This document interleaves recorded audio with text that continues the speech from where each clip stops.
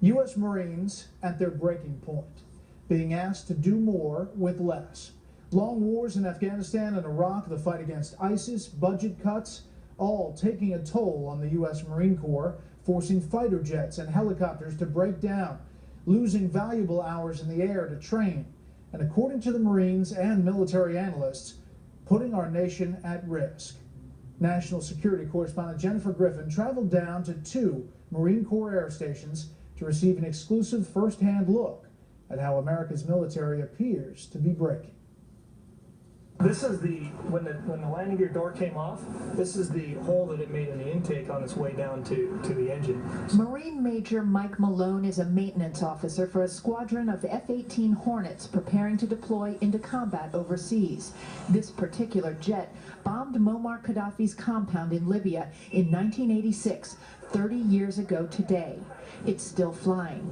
Recently, when the Marines needed a part for this plane, they tried to cannibalize the hinge from a museum jet on display on the USS Yorktown. It's very, very old to be flying for an aircraft. These aircraft were designed to fly for 6,000 hours. The Marines are extending them to fly 8,000.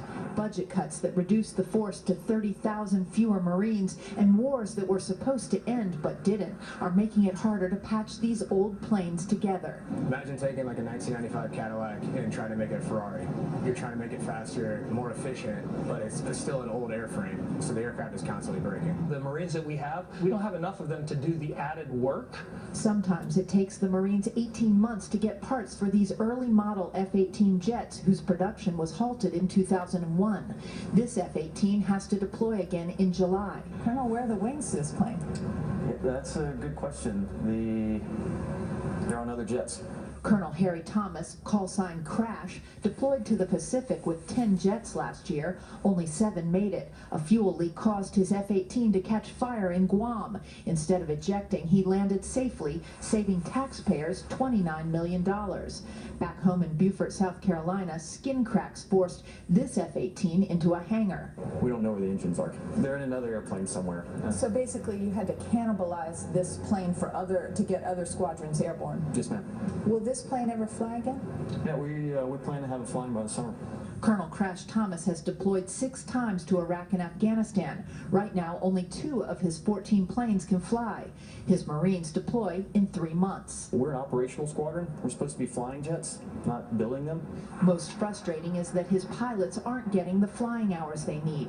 Training time in the air is down more than 50%. And you're supposed to have 15 hours per month, right? This last 30 days, our average flight time per pilot was just over 4 hours. What do you think is causing this sort of backlog? Money.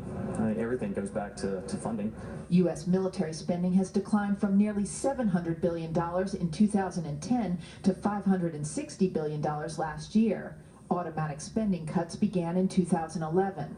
Delays in the state-of-the-art Joint Strike Fighter, which is slated to replace the F-18, but has been plagued by cost overruns, leading to a perfect storm. Many highly trained mechanics left for jobs in the private sector. Quite honestly, it is coming on the backs of our young Marines. So, my Marines over there are the ones who are working 20 to 21 hours a day to get them ready to go on deployment. And the likelihood of a ground mishap or them making a mistake late at night and the pressure to perform is really where I see the bigger safety risk. Commanders who I've spoken to say they are seeing an unprecedented level of stress on the force. You can see it in the faces of the pilots, but especially in the faces of the maintainers. We have to get the aircraft in the air for the troops in combat.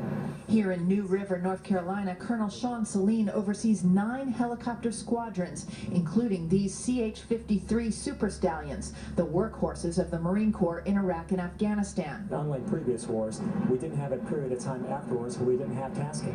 There was no time to catch our breath. Of these 147 helicopters, only 42 can fly right now. Just 27% of these Super Stallions are mission capable. So you can really see how much stuff is in here and how easy it would be to miss some small minute detail, a small amount of wear that could eventually potentially cause a fire. Lieutenant General Dog Davis ordered the Marine Corps to refurbish all of these old CH-53 helicopters to their pre-war condition, fixing the chafing wires and and jerry-rigged fuel lines that were repaired in theater to keep these birds flying. Davis oversees Marine Corps aviation and is losing sleep over it.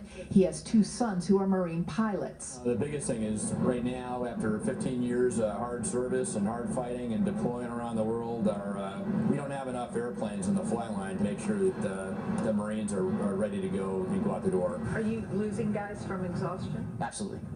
I mean, there's only so much you can look a young Marine in the eye and at some point say, hey, I want you to do one more for America and apple pie, and at some point, that gets old. Pablo Brown's squadron deploys to the Middle East in the coming days. At Marine Corps Air Station, Beaufort, South Carolina, Jennifer Griffin, Fox News.